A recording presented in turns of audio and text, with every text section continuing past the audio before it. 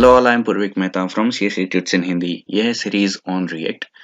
और पिछले वीडियो में हमने रिएक्ट सीखने के लिए जो भी रिक्वायर्ड चीज़ थी, जैसे कि Visual Studio Code as a code editor, Node JS, और वो सब हमने इंस्टॉल कर लिया था।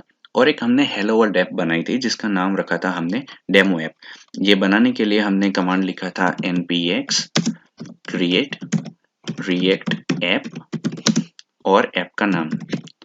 तो ये लिख के हमने जब एंटर किया था तो ये ऐप हमारे लिए बन गई थी। तो ये ऐप के अंदर कुछ फोल्डर्स हैं, कुछ फाइल्स हैं। तो वो सब क्या है वो हम समझेंगे।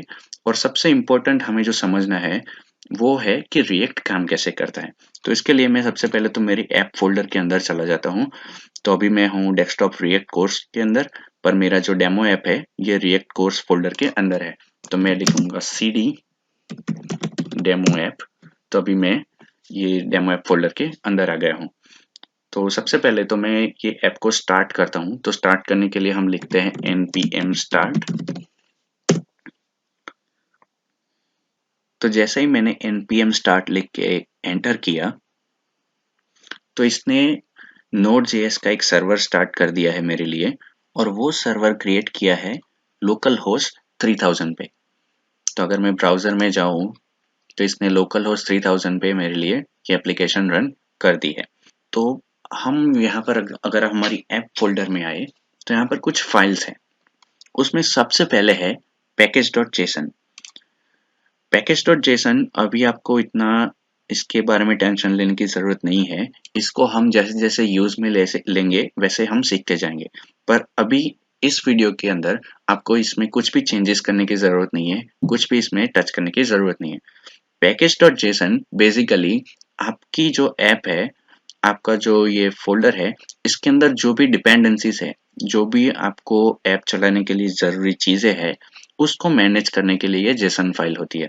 तो इसमें आप देख सकते हैं, इसमें ऐप का नाम है डेमो ऐप, इसका वर्जन है, इसमें जो जो डिपेंडेंसी चाहिए। तो हमें आप देख सकते हैं कि रिएक्ट ऐप है तो हमें चलाने के लिए रिएक्ट चाहिए, रिएक्ट डोम चाहिए। ये सारी चीज़ें यहाँ पर मेंशन की गई है कि हमें ये सारी चीज़ें रिक्वायर्ड है ये प्रोजेक्ट चलाने के लिए। तो ये सारी इंफॉर्मेशन हम बाद में इसको समझेंगे कि ये है क्या। बट बेसिकली आप अभी ये समझ लीजिए कि package.json में वो सारी इंफॉर्मेशन होती है जो आपके ऐप को चलाने के लिए ज़रूरी होती है। ठीक है। अब ये package.json में जो डिपेंडेंसीज है, जैसे कि आप देख सकते हैं रिएक्ट डोम, तो वो सारी चीज़ें होंगी कहाँ पे। तो यहाँ पर एक फोल्डर है नोड मॉड्यूल।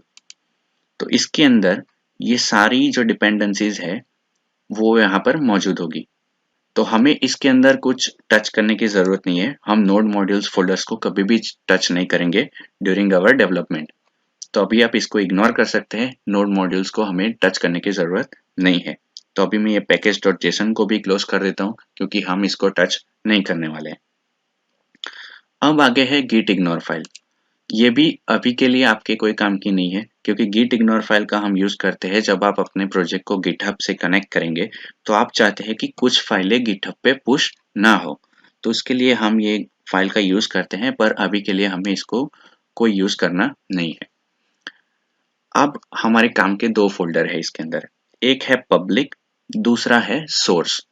तो सबसे पहले समझते हैं पब्लिक फोल्डर को।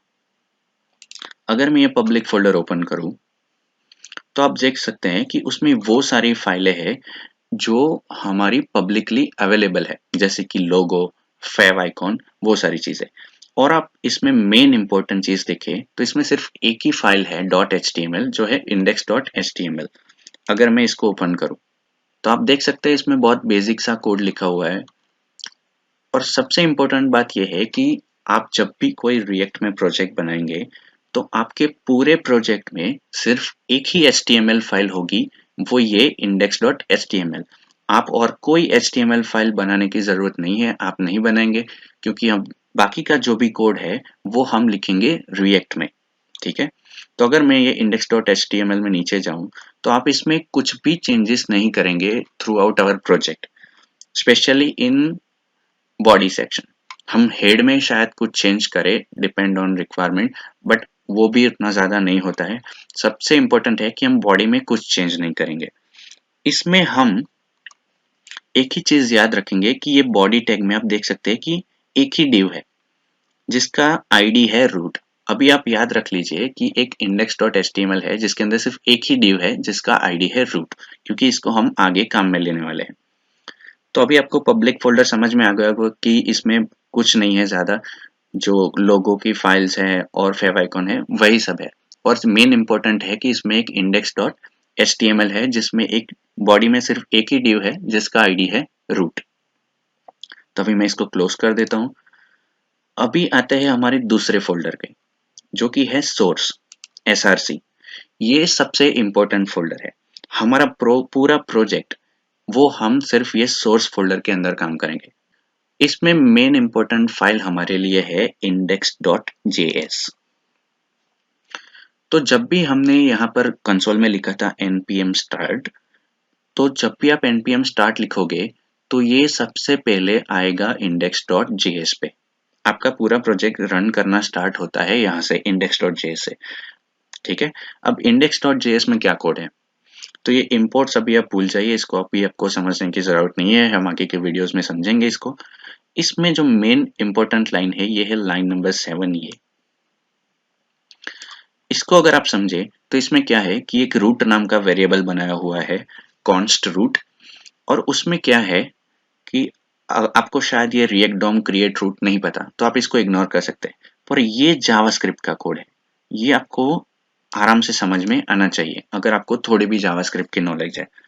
इसमें क्या कर रहा है कि ये कह रहा है कि डॉक्यूमेंट मतलब क्या, हमारा HTML पेज। हमारे HTML पेज में से वो एलिमेंट मुझे चाहिए जिसका आईडी रूट है। तो अभी अगर आप पब्लिक फोल्डर के अंदर index.html में जाएंगे तो आप देख सकते हैं कि पूरे डॉक्यूमेंट में एक ही div है जिसका आईडी रूट है। तो ये क्या कह रहा है index.js में कि मुझे वो HTML फाइल में से रूट नाम का रूट आईडी वाला जो div है वो लौटा दो। तो वो जो div है रूट वाला वो स्टोर किस में हो रहा है, ये रूट वेरिएबल में। अभी हम नीचे क्या कह रहे हैं कि रूट, ये जो रूट है उसके ऊपर रेंडर करो। रेंडर मतलब क्या, इसके ऊपर कोई कोड रन करो, इसके अंदर कुछ इंपोर्ट करो। तो वो क्या कर रहा है कि ये आपको अभी सिंटेक्स समझने की जरूरत नहीं है। बेसिकली ये कह रहा है कि app.js में जो कोड लिखा है वो यहाँ पर रन करना है। तो मैं अगर app.js में जाऊं तो app.js में वो कोड लिखा है जो यहाँ पर ये लोगो और ये टेक्स्ट लिख रहा है। अगर मैं ये app.js में जाऊं, ये एडिट की जगह पे यहाँ पे लिख दूं डिलीट,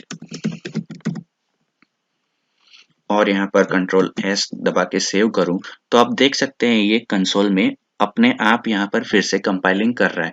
मैंने कुछ यहाँ पर कोड नहीं लिखा है, ना तो कोई कमांड रन की है, मैंने सिर्फ यहाँ पर चेंज करके सेव किया। और अगर मैं अभी ब्राउजर में जाऊं तो आप देख सकते हैं मैंने पेज रिफ्रेश नहीं किया है, ये अपने आप यहाँ पर चेंज रिफ्लेक्ट हो रहा है।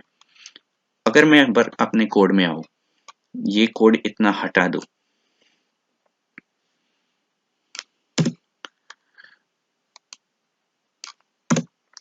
तो आप देख सकते हैं कि सिर्फ इसमें एक फंक्शन है जिसका नाम है ऐप, और ये कुछ रिटर्न कर रहा है।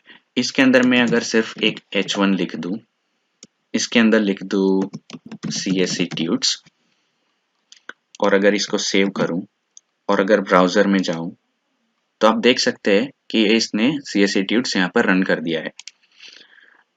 इसका मतलब क्या है, अभी आप देखिए ये जो app.js है इसमें कुछ नहीं है, फंक्शन है, ये इंपोर्ट लोगो कर रहा है, CSS कर रहा है जो हम अभी यूज नहीं कर रहे, इसके लिए हमें वार्निंग भी दे रहा है, तो हम इसको हटा देते हैं यहाँ पर इंपोर्ट से। तो आप देख सकते हैं कि ये फंक्शन, ये जो app.js है इसमें कुछ भी नहीं है, हमने लिखा है सिर्फ फंक्शन ऐप। और ये एक्सपोर्ट अभी आपको समझने की जरूरत नहीं है, बेसिकली ये कहना चाह रहा है कि ये फंक्शन को आप किसी भी फाइल में कॉल कर सकते हो। ठीक है, बट अभी आपको ये समझने की जरूरत नहीं, अभी आप ये समझिए, ये लाइन को अभी इग्नोर रखिए, ये आप सिर्फ समझिए कि फंक्शन है जिसका नाम है ऐप, जो कुछ रिटर्न कर रहा है। क्या रिटर्न कर रहा है, तो ये एक h1 टैग रिटर्न कर रहा है जिसमें लिखा है CSC टेक्स्ट। अब जब ये रिटर्न कर रहा है तब क्या होगा, जो भी वो रिटर्न करेगा वो कहाँ पर रिप्लेस हो जाएगा, ये जो index.js में लिखा है वहां पे। तो अगर मैं यहाँ पर ये ऐप हटा दूं, फॉर एग्जाम्पल मैं ऐप को यहाँ पर हटा दूं और यहाँ पर सिर्फ लिखूं H1 और यहाँ पर लिख दूं हेलो, तो आप देख सकते हैं जैसे ही मैंने इसको सेव किया और अगर मैं यहाँ पर जाऊं तो आप देख सकते हैं ये हेलो लिख रहा है। तो इसका मतलब बेसिकली यही है कि मैंने अगर ऐप को हटा दिया यहाँ से, तो ये क्या कर रहा है कि ये कह रहा है कि जो div है जिसका id रूट है वो इसमें स्टोर करो और उसके ऊपर रेंडर क्या करो वो जिस इसमें जो लिखा है वो। तो यहाँ पर डायरेक्ट लिखने की बजाय पे मैंने क्या लिखा था, app.js के अंदर जो कोड है वो रन करो। तो ये इसका सिंटेक्स है, ये क्या है, ये कंपोनेंट है, ये सब हम बाद में सीखेंगे। बस ये वीडियो में मेरा पर्पस था आपको सिखाने का कि ये रिएक्ट की एप्लीकेशन रन कैसे करती है। अब अगर आप देखें तो मैंने जैसे सेव किया तो यहाँ पर ये कुछ वार्निंग दे रहा है कि लोगो is defined but never use. तो ये आपको रिएक्ट में बहुत अच्छी चीज मिलेगी कि आप वही चीज का यूज करो, वही चीज इंक्लूड करो जिसको आपको यूज करना है। अगर नहीं कर रहे हैं तो हम इसको निकाल भी सकते हैं। तो जैसे कि मैंने यहाँ पर वेब पेज में देख सकते हैं कि सिर्फ एक टेक्स्ट है CSS टेक्स्ट, तो ना तो इसमें कुछ CSS है ना तो कुछ लोगो है, तो मुझे इसको यूज करने की जरूरत नहीं है। तो मैं यहाँ पर ये index.js है, इसमें से ये index.css का भी इंपोर्ट हटा सकता हूँ। ये ऐप हमें चाहिए क्योंकि ये ऐप के अंदर हमने टेक्स्ट लिखा है। ये कुछ वेब वाइटल्स हमें अभी के लिए रिक्वायर्ड नहीं है, हम ये भी हटा देते हैं। तो ये जो फंक्शन वो कॉल कर रहा है इसको भी हटा देंगे।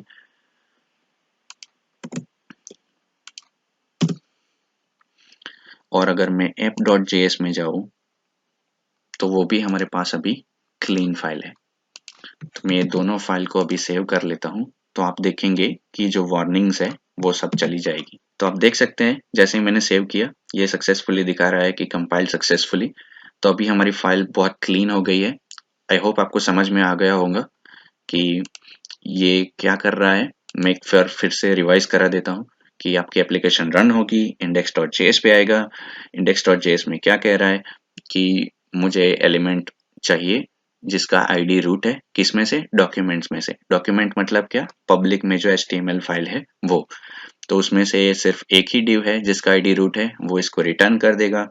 तो वो रूट पे हम क्या कर रहे हैं कि रेंडर करो, कुछ क्या करो, app.js में जो कोड लिखा है वो। तो app.js में क्या लिखा है, app.js में एक फंक्शन है जिसका नाम है app और वो कुछ रिटर्न कर रहा है। रिटर्न क्या कर रहा है, हेड टैग रिटर्न कर रहा है h1 CSS tuts, और वो रिटर्न कर रहा है वो कहाँ पे रिप्लेस हो जाएगा, यहाँ पे। और ये यहाँ पर CSS tuts दिखा देगा। अभी आप देखेंगे तो अगर मैं ये ब्राउजर में जाऊं और ये इंस्पेक्ट करूं तो आप देख सकते हैं कि ये वही HTML फाइल है जो यहाँ पे है, index.html। सिर्फ इसने क्या किया है, ये जो div id root है इसके अंदर CSS tuts लिख दिया है। अगर मैं यहाँ पे जाऊँ आपको दिखाऊं तो आप देख सकते हैं ये HTML है, बॉडी के अंदर div है, इसके अंदर इसने ये h1 डाल दिया है। तो आई होप आपको अब ये समझ में आ गया होगा कि रिएक्ट ऐप कैसे काम करती है।